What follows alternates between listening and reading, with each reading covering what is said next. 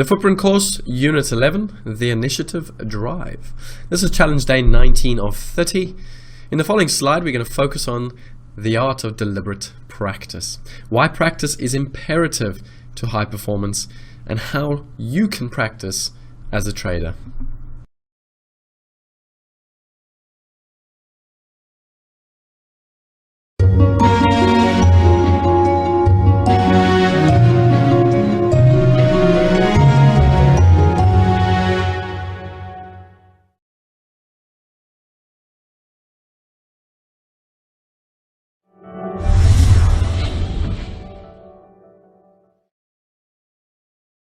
What we're going to talk about today is this idea of deliberate practice, and I'm going to go through what deliberate means, and then I'm going to give you a few ideas of how you can be more deliberate in your practice. So the first thing, the definition of deliberate is it's done conscientiously and intentionally. Okay, now just somewhere write down on a piece of paper, conscientiously and intentionally. And ask yourself as you go through the week, ask yourself when you look at something, when you observe the markets, when you're preparing for your day, when you're recording your trade setups, are you doing this conscientiously and intentionally with purpose? Now, I think what a lot of you are going to find is actually you don't do it. Okay, what you're going to find is that a lot of you do it more as, you feel like you have to just fix up your charts and, then put in a line or two here and then you feel like, well, I've done a bit of effort, I'm deserving of something. Now, the second thing to in terms of definition is to engage in long and careful consideration.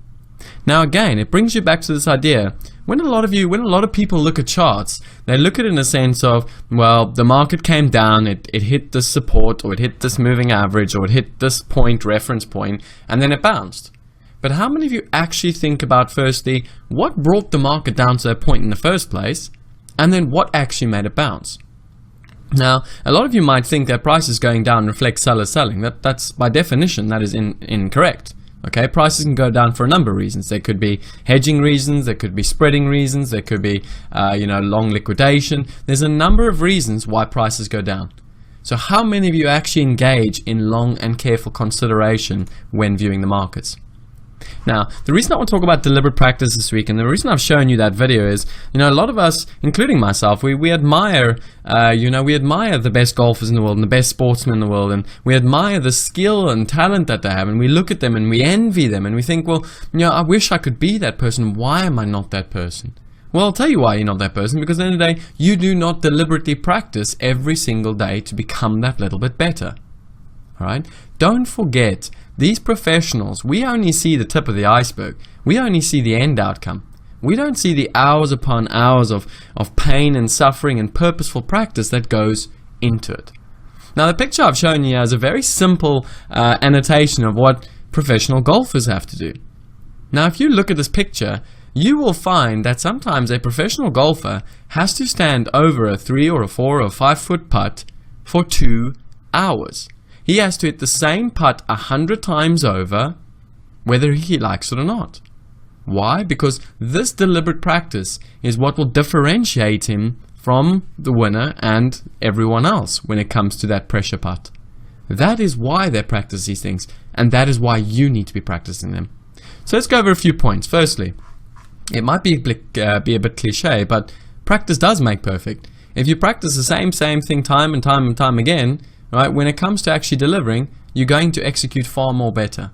And you're not going to execute better simply because you've practiced. You're going to execute better because there's a lot more trust in what you're doing. All right? We deliberately practice because we want to develop real skill. All right? Trading the markets day in, day out is not about finding those levels, clicking, and then you make a bit of money and you move on, you come back the next day. That's not trading. All right? Trading is about developing key skill sets, whether that's learning to sort of manage prices, if that's becoming better at managing risk, if that's better at trading an array of markets, whether that's understanding the difference between algorithmic type trading or longer term swing trading. Every one of these is a skill in its own. And in order to develop those skills, you have to deliberately practice what is going to make you better at that skill. Right? We've already spoken about the tip of the iceberg. Don't forget, the end outcome is just the tip.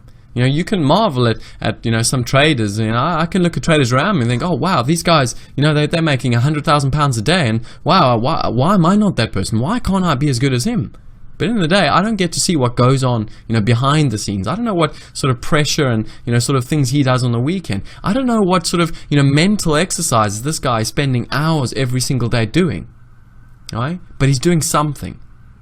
And that's the important thing. He's deliberately practicing something that makes him that little bit better. Then shortcuts. Right? This is something that a lot of people are constantly looking for in this industry. Shortcuts. There is no such thing as a shortcut. I cannot teach any one of you to trade. No one can teach any one of you to trade. There is no book, there is no mentor, there is no program, no tool, there's nothing in this world that can give you a shortcut to trading success. Nothing. Alright? That's the first thing to understand. Only you, through deliberate practice, can develop the shortcuts over a long run. That's the important thing to understand. Then, trading isn't fun, guys, I promise you. Trading is absolutely horrible. Okay, it shouldn't be. I love this game to bits, but I absolutely hate it sometimes. Right? It shouldn't be fun. If it's fun, you're not doing the right thing. It's a boring job. It's a process like any job. We get to the end of the day, we're green, we're happy. Okay, because we followed the process, we deliberately did what we needed to do, and the end outcome was positive. Right? During the day, it's not fun. It's not fun sitting here for 2-3 hours and you're bored out of your head waiting because the market's not giving you anything. Important to understand that. Then smart practice. Right? Golfers don't just go out onto a driving range and hit 1,000 balls. Right? They work on very specific skills. They work on very specific elements of their game. Are you working on specific sets of your trading game? If you want to be a professional trader, what makes you any different to anyone else that wants to be a professional trader? Then, tools. What are some of the tools you can use for deliberate practice? Well, yes, first and foremost, a mentor is one of them. You need someone to guide you. Right? You listening in on this Periscope today, guys, already you are taking a step in the right direction. Why? Well, because I've probably got more experience, or I'm ahead of most of you. In other words, I've been through some of the pitfalls that some of you are going to go through. So me guiding you, me giving you a little heads up as, oh, you know what, you're probably going to blow out at some point. Yeah? Me giving you a heads up, you're probably going to average a bad trade sometime and have to learn a very, very valuable lesson. Me giving you these heads ups is going to speed your learning curve up, and that's what's important, and that's why you want a mentor. Then, active. Okay, you have to be active traders. If you're sitting and looking at these markets going, well, I took one trade today because I couldn't find any other setups, and then tomorrow I took 2 trades. That's not good enough, guys. You have to be constantly scouring the market for opportunity, for new opportunity. Not just those opportunities, those pin bars and those support and resistance lines that you learned in a textbook. Okay, newsflash. If it's in a textbook, everyone has got it. Alright, if it's in a book, or if there's, this wonderful speaker that's giving you all these wonderful setups, well, newsflash. Everyone's got it. It's public information. You have to be active every single day, because when you're active, you will learn to develop and memorize and see new strategies. That's what will give you a real opportunity in the day. Smart analysis. Don't spend 3-4 hours scouring the markets. You're wasting your time. Right? Be smart in how you view the market. Don't have 7 different tools. Don't have 7 different indicators. You're just complicating a simple process. Stick to one. Keep it simple, keep it smart. Analyze the market with a very specific intent. That way you're going to get very specific outcomes. Then, replay functionality. How often, and I'm going to show you this in a minute, how many of you do you actually ever replay how you execute in the market? I bet you, I'll take a bet, maybe 5% of you. Maybe 10%. Right? Every one of the professional traders that I sit around, every one of the traders that I associate, I know they go at the end of the day and they go and look how they executed their trades.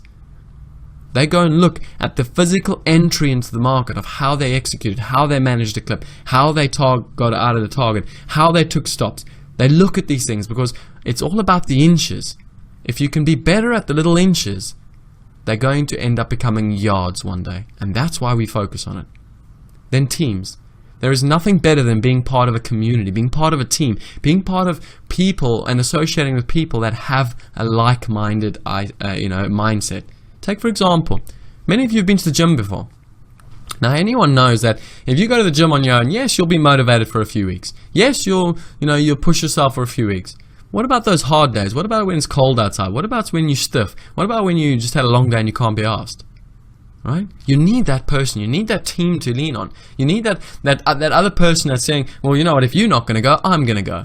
And that motivates you, that pushes you. And that's what a team environment is. When you're in a team, if you can see people around you doing well, there is zero excuse for you to do badly. There is no reason for you to perform badly.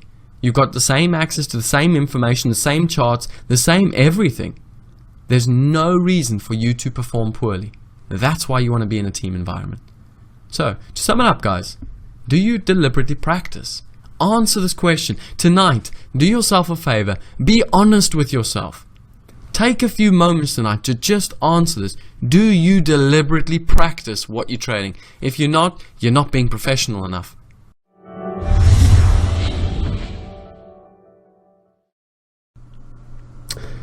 So the initiative drive, again, one of the better momentum-based strategies. It's a great strategy simply because it provides very, very unique, easy clues and really good potential profitability. That being said, obviously, do note this is a Footprint standalone.